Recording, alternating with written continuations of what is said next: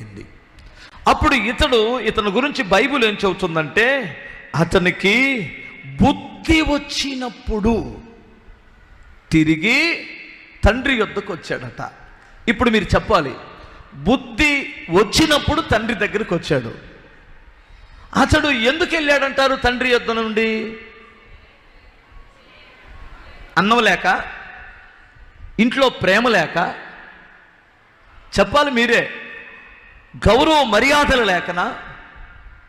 ఈరోజు నువ్వు పాపం చేసేటువంటి వాడు కారణం ఏమిటి?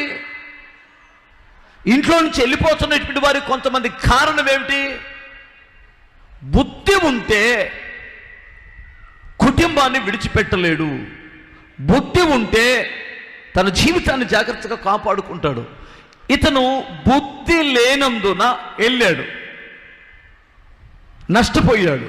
ఇప్పుడు మరలా తండ్రి వద్దకు తిరిగి రావడానికి కారణం ఏమిటి? బుద్ధి వచ్చినప్పుడు, అంటే గ్రహించాడు, గ్రహింపు వచ్చింది. ప్రియులారా, మీరు గమనించాలి, మనుషుడన్న తర్వాత తప్పు చేయడం సహజం, బుద్ధిహీనంగా ప్రవర్తించడం కొన్ని సందర్భాల్లో సహజం. కానీ ఇక్కడ నేను ఎన్ని విషయాలు గ్రహించానంటే, 4 విషయాలు అతను గ్రహించాడు. 4 విషయాలు గ్రహించాడు. దాన్ని ఇప్పుడు నేను చెబుతున్నాను. నెంబర్ 1, తన తండ్రి ఇంట్లో సమృద్ధిగా ఉందని గ్రహించాడు. ఫస్ట్ బిగ్గరగా స్తోత్రం చెప్పాలి. దేవుని దగ్గర సమృద్ధి ఉంది అని గ్రహించాడు బుద్ధి వచ్చినప్పుడు. బుద్ధి లేని వాడికి తండ్రి దగ్గర ఉన్న సమృద్ధి తెలియదు.